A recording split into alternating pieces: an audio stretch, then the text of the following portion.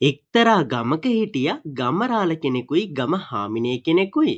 මේ ගම හාමිනේ නම් හරිම මෝඩයි. මේ ගම හාමිනේට පොතපතේ දැනුම වගේම සමාජය ගැනවත් කිසිම දැනුම් තේරුම්කමක් තිබුණේ නැහැ. සමහර වෙලාවට මේ ගම හාමිනේ කරන මෝඩ වැඩ නිසාම අපේ ගමරාලට සමාජයේ ඉදිරියේ ලැජ්ජාවටපත් වෙන්නත් සිද්ධ වුණා. මේ ගමරාලටයි ගම හාමිනේටයි දීගදෙන වයසේ ලස්සන තරුණ දුවෙකුත් හිටියා.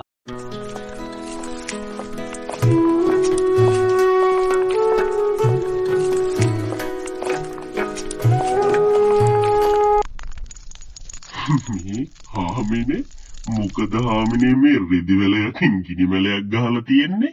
අද උදේ ඉඳන් අවුඩින් ගිත්තක්වත් වැටුන්නේ නෑ අපේ මහත්තයෝ. මම මේ රෙදි ටික ඉක්මනට වේලෙන්න කියලා වැල යටින් ගිනි මැලයක් ගැහුවා. අනේ අප්පොයි මේ වගේ මෝඩ ගෑණියෙක් අම්මපා ඉක්මනට ඔය ගිනි මැලේ නිවල දානවා. ඔය රෙදි ටික ගිනි අරගයි. කොහෙද ඉතින් වැස්සකටවත් ඉස්කෝලේ ගිහින් නෑනේ. ඉතින් ඔහොම ටික කාලයක් යනකොට මේ ගෙදර දුවට බරපතල අසනීපයක් හැදුනා. ගමරාල තම දුවව දක්ෂ වෛද්‍යවරුන්ට පෙන්නුවත් අසනීප තත්ත්වය දිනෙන් දින උස්සන්න වෙලා දුව අකාලයේ මිය පරලව ගියා. තම දියණියගේ වියෝව නිසාම ගමරාලයි ගම හාමිනේ හිටියේ හරිම හිතේ අමාරුවෙන්. මේ අපේ මහත්තයෝ අපේ දුව නැතුව මට මේ ගෙදර ඉන්න හිත දෙන්නේ නෑ. අපි කොච්චර ආදරෙන්ද අපේ දුව උස්මහත් කරේ. ඉපදෙන හැමෝටම මරණය උරුමයි කියනවනේ අපේ හාමිනේ. ඒ දරුවා ගෙනාපු ආයුෂ ඉවර ඇති. දැන් ඉතින් අඬලා දුඩලා පළක් නෑ නොවේ. අපි දානයක් දීලා පින් අනුමෝදන් කරමු. අපිට කරන්න තියෙන්නේ තේ දේ විතරයිනේ. මගේ හාමිනේ අපේ දුව කුරා කූඹියෙකුටවත් හිංසාවක් නොකරපු පින්වන්ත දරුවෙක්නේ. අපේ හාමිනේ අපේ දුව එළව ගිහින් සතුටින් නැති මගේ හාමිනේ. මොකද්ද කිව්වේ අපේ මහත්තයා? අපේ දුව එළව ගියා කියලා නේද? ඔව් අපේ හාමිනේ අපේ දුව පින්වන්ත දරුවෙක්නේ. මෙහි අකාලේ මේ දුනාට එළව සතුටින් ඇති. ඒ වුණාට අපේ කෙලී දීක දෙනකොට දෑවැද්දට දෙන්න හදාපු මේ රත්තරන් බඩු ටික දැක්කම මට දරා ගන්න බෑ අපේ මහත්තයෝ. මොනවා කියලා කරන්නද හාමිනේ? කෙලී දීක දෙනකම්වත් ජීවත් උනේ නෑ නොවේ. හා දැන් ඉතින් නාඩ ඉන්නකෝ. කොහොම හරි කමක් නෑ. අපේ කෙලී එළව ගිහින් හරි සතුටින් ඉන්නවා නම්. අපේ ගමරාල එළව කියලා පරලොව ගැන අදහස් කරාට අපේ මෝඩ ගම හාමිනේ නම් හිතුවෙම තම දියණිය මේ ලෝකෙ වගේම වෙනත් ලෝකයකට ගිහිල්ලා සතුටින් ජීවත් වෙනවා ඇති කියලා. ඉතින් ගම හාමිනේට තිබ්බ ලොකුම ප්‍රශ්නේ තමයි දුවගේ දෑවැද්දට හදපු රත්තරන් බඩු ටික කොහොමද එළව යවා ගන්න කියලා. ගම හාමිනේ මේ ගැන ගමේ අයගෙනුත් අහන්න පටන් ගත්තා.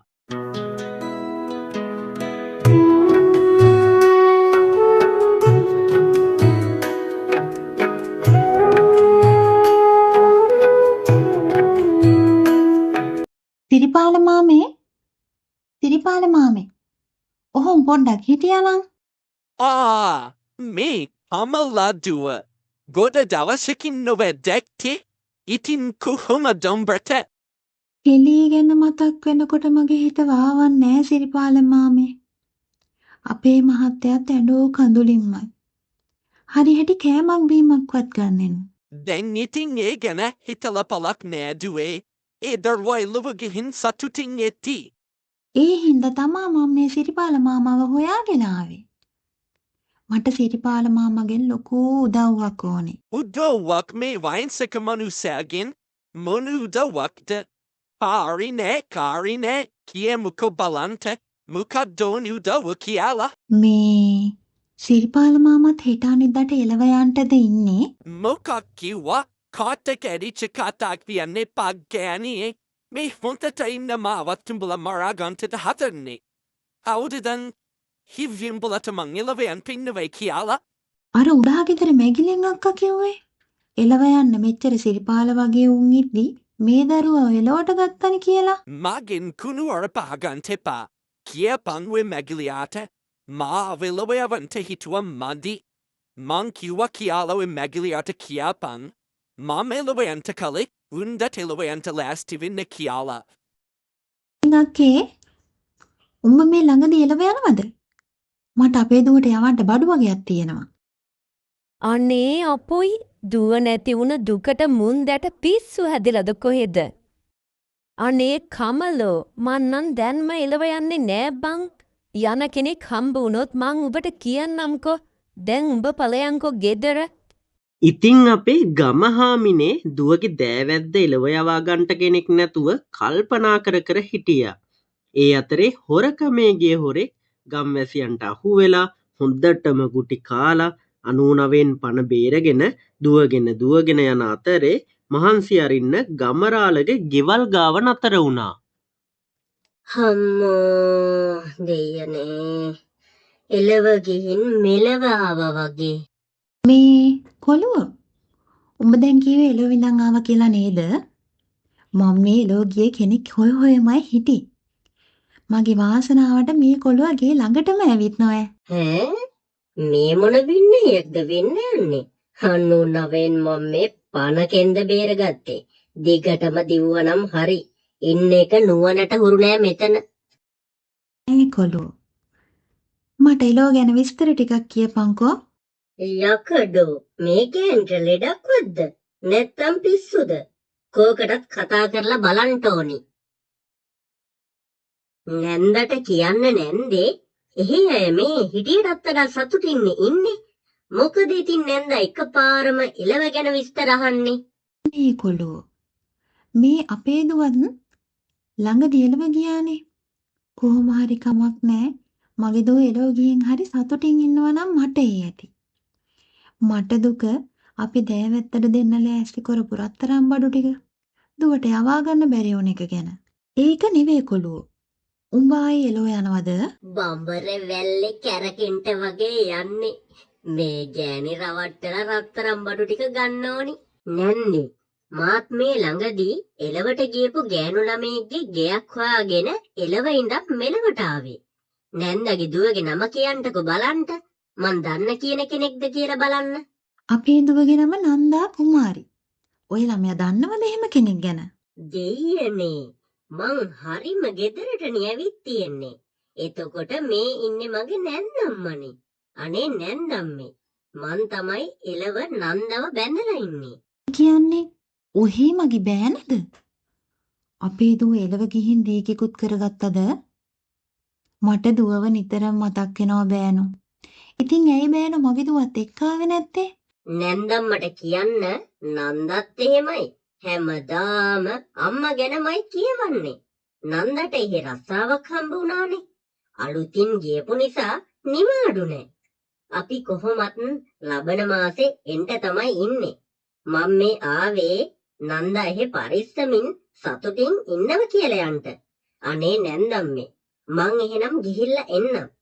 මට ඉක්මනට යන්නත් ඕනි. කොහොම හරි කමක් නෑ. දුවව දකින්න බැරි වුණාට බෑනම හරි දැක්කනේ. කොච්චර නම් දෙයක්ද? මේ නැන්දම්මේ නන්දට මොනා හරි දෙන්න එහෙම තියනවා නම් දුන්නා නම් හොඳයි නේද? මං ගිහිල්ලා දෙන්නම්. මොකද බෑනෝ මේ යන්න හදිස්සිය? දුවගේ තාත්තත් දැන් ළඟම එනවා ඇති. තාත්තවත් මොන ගහිලා ගියොත් නේද හොඳ?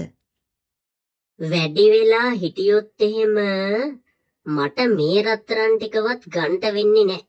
දැන්ම අරන් මාරු වෙන්න ඕනි. බෑනෝ අපි දුවගේ දෑවැද්දට දෙන්න හදපු රත්තරන් බඩ ටික මම දෙන්නම්. පරිස්සමට අරන් ගිහින් දුවට දෙන්න එහෙනම්. මන් දුව එනකල් බලන් ඉන්නවා කියලා කියන්ට.